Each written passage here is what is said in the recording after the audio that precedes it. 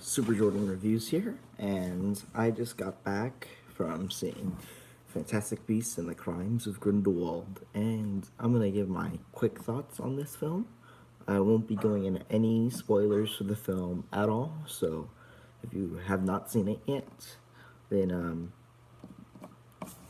you're free to you're okay basically, and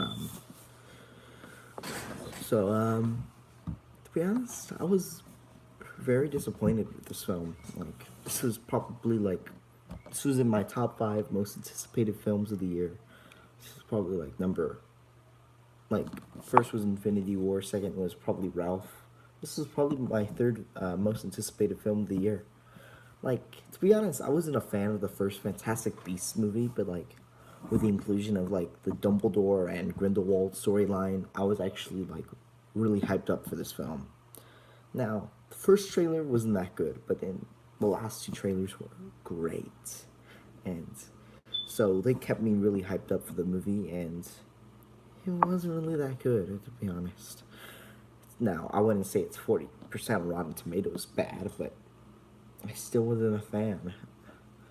And I really wanted to love this movie. Like, I came in, like, trying to, like, love the film as much as I could, but I really couldn't. Like, the film, just a mess. Like, I thought would have been like when I heard that the film was gonna be like a huge mess. I thought it would have been something like Goblet of Fire, where even though the film is a mess, I can still enjoy what it is. That wasn't really the. I mean, I still enjoyed a lot of it, but it was a little bit bland at the same time, you know. And then I don't want to go into spoilers, but the film just feels like a setup film. Like, it's just a setup for a better movie. And I really don't like that aspect of the film. Like, I really would have hoped for this film to, like even if just sets up other stuff, at least, like, be its own, like, standalone story. And no, I didn't really feel that at all. Like, many storylines feel incomplete, and it just. The film goes. I can't really say all over the place, but it has a lot of subplots where like sometimes it's hard to like tell where the storyline is going.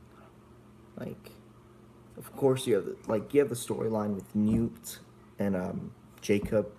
You got the storyline with Jacob and Queenie, and how I can't go into spoilers, but yeah, there's this storyline with Newt, the one with Queenie.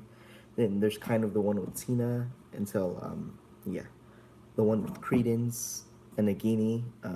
There's the one with Grindelwald, of course, and then there's the one with Dumbledore, and they eventually like come together, but they don't.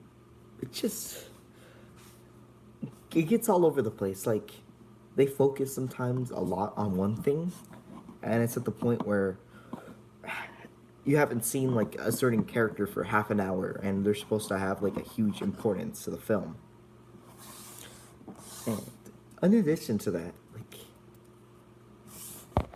like the film just doesn't feel like complete. I'm saying, it doesn't feel complete at all.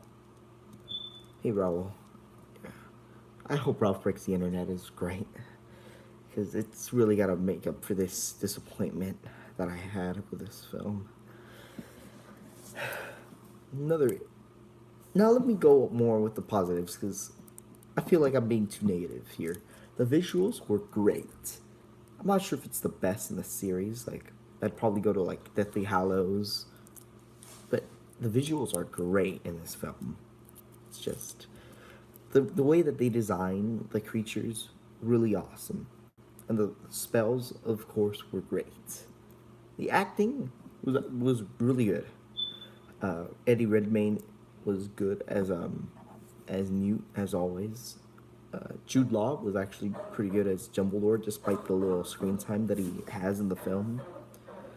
Now, let's go with like the highlight of the acting. Johnny Depp was great as Grindelwald. Like,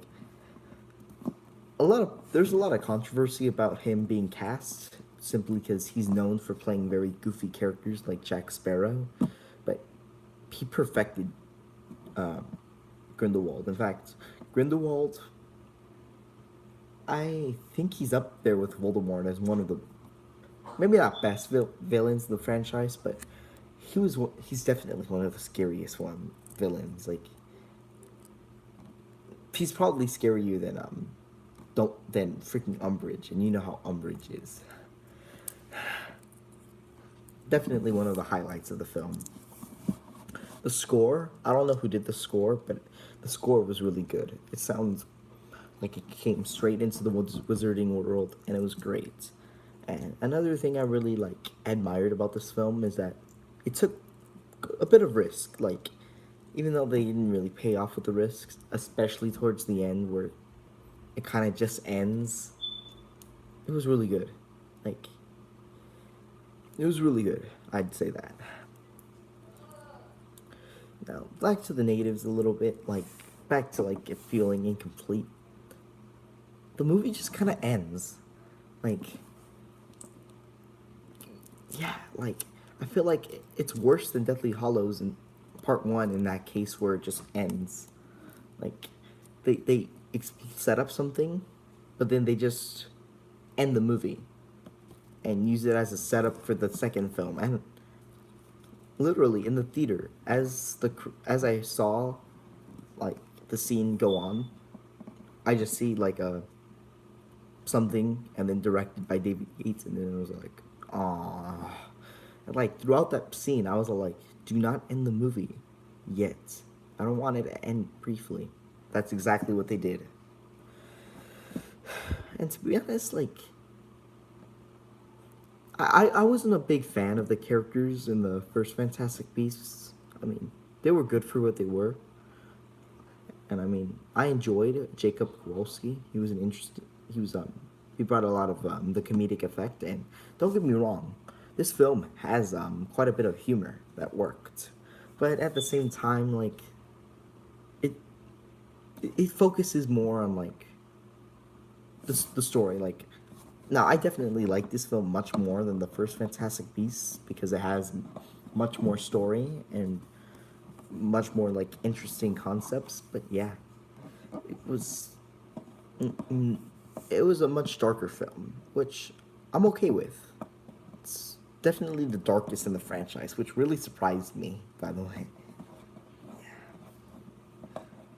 Now, I wouldn't say it's so dark that it kills all the fun out of the film, but it does.